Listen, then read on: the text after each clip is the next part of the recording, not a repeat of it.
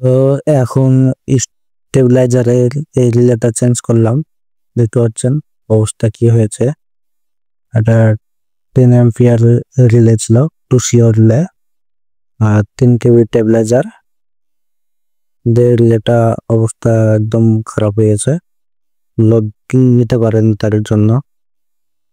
তো এখন এটা এই রিলেটা লাগালাম, এটাও 2C রিলে, কিন্তু এটা হচ্ছে 25 অ্যাম্পিয়ারের।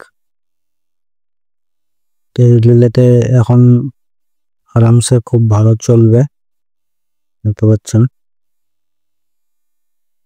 অনেক পার্থক্য আছে 10 অ্যাম্পিয়ার আর 25 অ্যাম্পিয়ারের মধ্যে। 25 অ্যাম্পিয়ারে সব নাট বোল্ট করা আছে, আর 10 অ্যাম্পিয়ারে সব ঝাল সিস্টেম, ঝাল মেরে করা ছিল।